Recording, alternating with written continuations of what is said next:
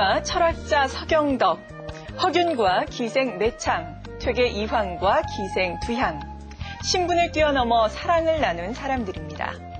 이렇게 조선시대 우리의 역사에는 기생들과의 사랑을 나눈 이야기가 담겨져 있기도 합니다. 이분들이 남긴 시나 편지, 우리의 문학사를 풍부하게 해주는 역사적 기록이 되기도 하는데요.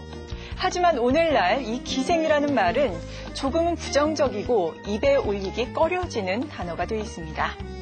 TV평생대학에선 지난 시간부터 역사에서 잊혀진 조선 기생들의 새로운 면모를 재조명해보고 있습니다.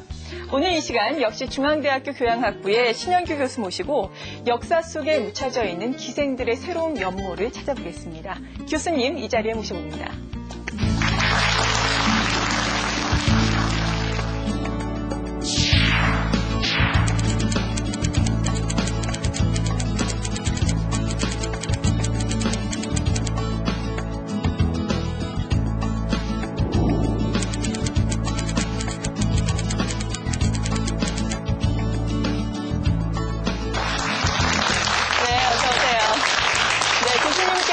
지난 시간에 전통 예학의 계승자 조선 기생이다라는 제목으로 이 종합 예술인으로서의 면모의 기생에 대해서 말씀을 해주셨는데요. 오늘 이 시간은 일제강점기의 기생에 대해서 말씀해 주신다고요?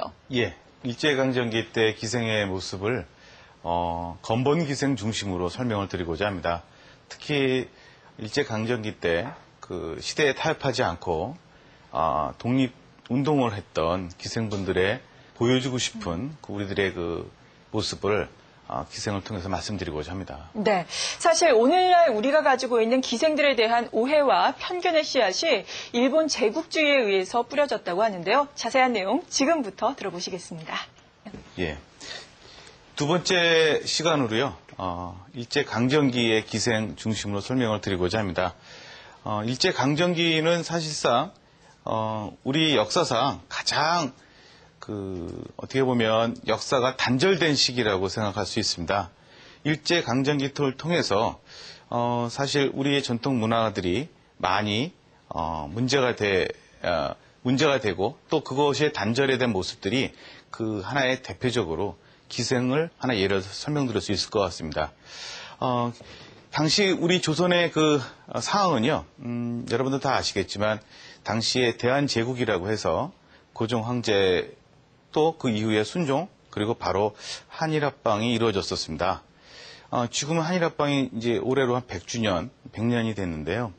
우리의 역사를 돌이켜볼 때 기생에 대한 우리의 그 편견은 아직까지도 변하지 않는 거 보면 일제의 문화의 잔재가 아직 남아있는 거 아닌가 생각됩니다.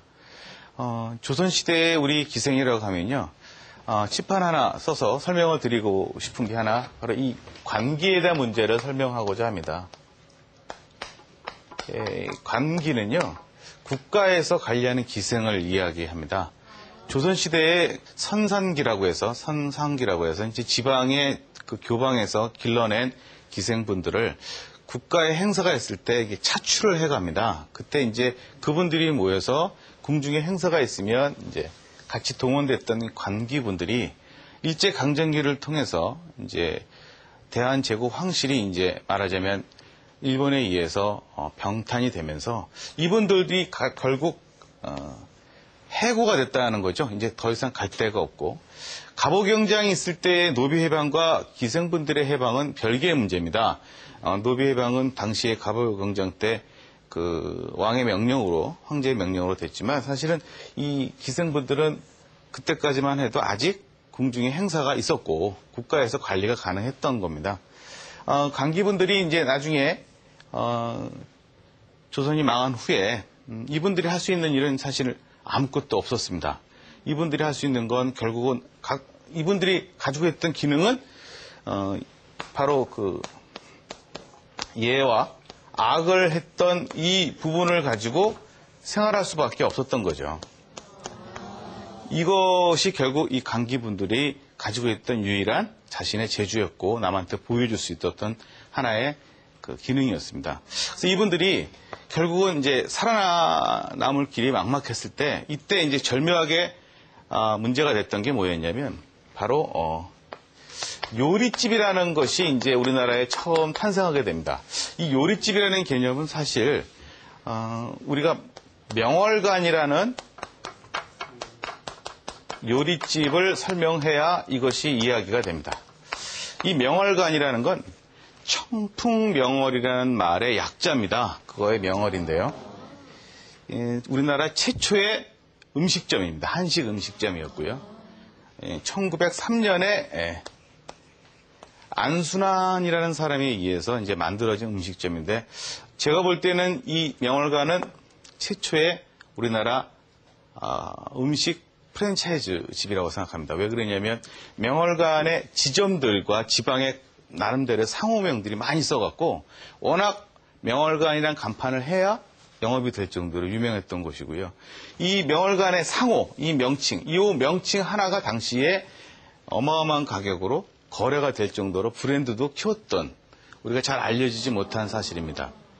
1903년에 명월간을 개업을 해서 음식을 가지고 이제 또 우리나라 전통술을 팔면서 이제 외식 문화를 처음 만든 게 명월간이었는데, 바로 이 관기분들이 예와 악을 했던 분들이 말하자면 국가에서 해고가 되고 갈 곳이 없는 분들이 결국 어떻게 매치가 됐냐면 이 요리집에 공연을 하면서 서로 이제 이익을 나누게 된 겁니다.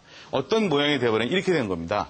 요리집은 손님들을 많이 이제 유치를 하게 되고 그분들한테 이런 연애나 어떤 그런 유흥을 제공하면서 이분들한테 말하자면 전체 수익의 이제 10%를 이제 음식점에서, 국가에서 10%, 이 음식점에서 15% 정도를 갖게 됩니다. 말하자면 기생 한 분이, 관계 한 분이 요리집에 가서 공연을 하시면 한 시간당 시간으로 계산을 하는데요.